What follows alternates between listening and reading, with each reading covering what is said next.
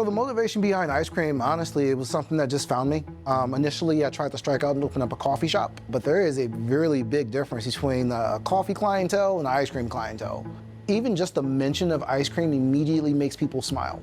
No one can talk about ice cream, nobody can think about ice cream without feeling good about it. It's the one place where you'll come and you'll see a family on a regular basis. Everyone has that one good ice cream memory. Sundae Scoops gets to be that special place for some people when they come back and they want to celebrate. So it's really just about being a servant leader, as it were. Here you go. Thank you. Yep. My name is Philip Harrell, one of the co-owners of Sundae Scoop. Myself and my wife, we go ahead and run this ice cream shop.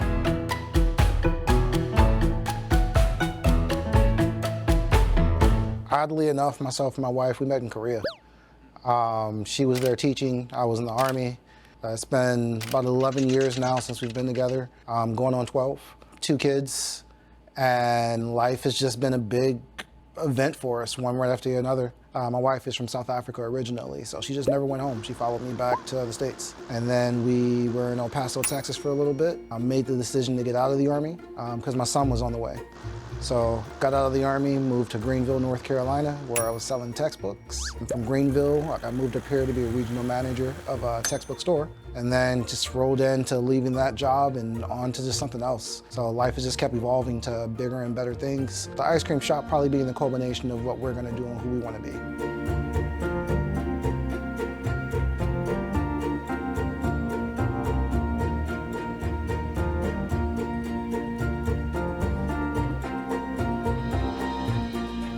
The community creamery for Sundae Scoop is something that kind of struck me as well as far as just giving back.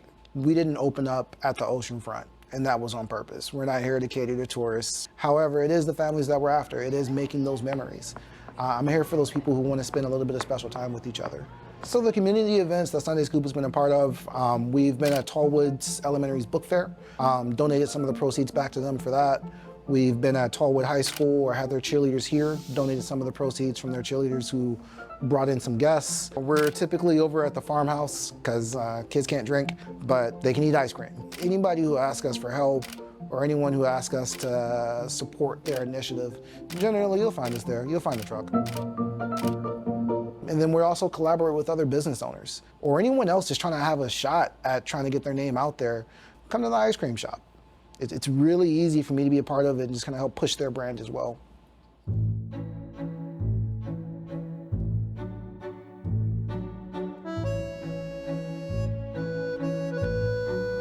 How did our relationship start?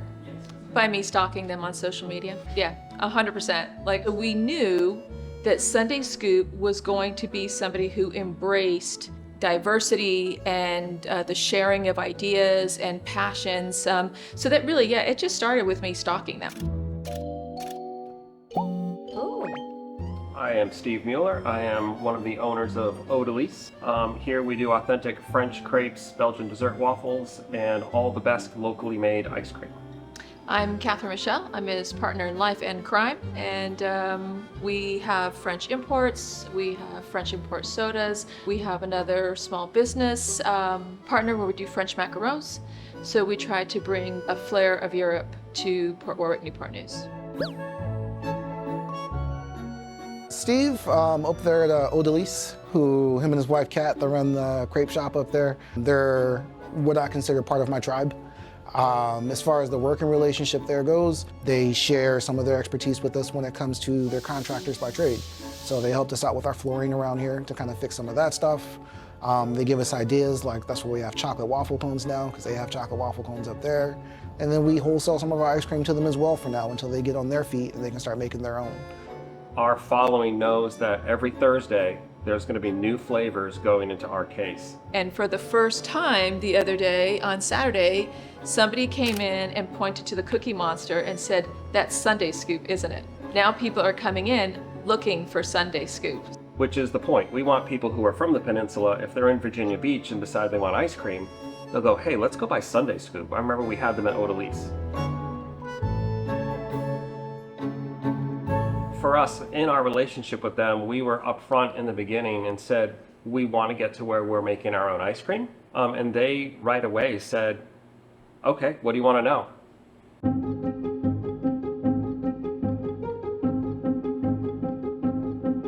The ice cream making process, as far as the good, the bad, the ugly, ice cream's messy. Ice cream making day is a lot of dishes, it's a lot of mess. You also cannot spill any ice cream because you can't really clean up milk very well. As far as the process goes, once you have a good ice cream mix, like just the base. So we're talking about like just the milk, the cream, a little bit of salt, a little bit of sugar. Once you have that right there, then it's just flavoring the ice cream and what you want to go in there. It's a really fast-paced process as well. Like I said, once the ice cream comes out of the machine at 18 degrees, it has to be dressed. So any kind of swirls or variegates I'm putting in there, any kind of nuts or cookies or anything like that I'm putting in there, they need to get into the freezer within 5 minutes. The longer the ice cream is out, the more it wants to separate and expand.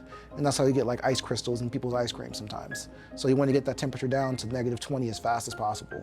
The best part is the dressing the ice cream. It is the creating the swirls. And no two pans look the same. Everything's gonna look a little bit different. And that just goes to show that, hey, we're making this ourselves. That's something to take pride in. Anybody can make ice cream. Not everybody can make good ice cream.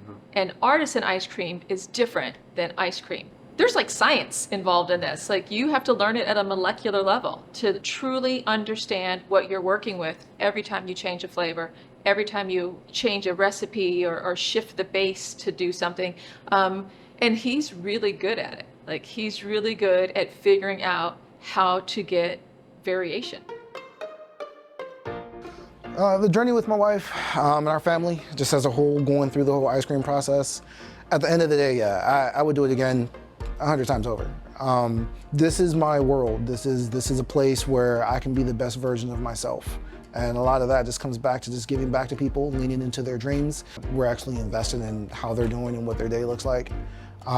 Be it their kid writing us a letter saying, hey, we love Sundae Scoop and we love going there, or being us showing up at that kid's school saying, hey, we're here for you, and being able to donate back. So if you had every small business in the area who was invested in that community and about teaching their kids how to learn and grow and creating positive vibes, well, guess what? You have a happier community. If I'm in a position where I can donate $100, $200 back to a community, then that means I'm doing something right. Hey, welcome back, man. Hey, you got any new flavors to try? Yeah, I got some right here for you. All right, thanks.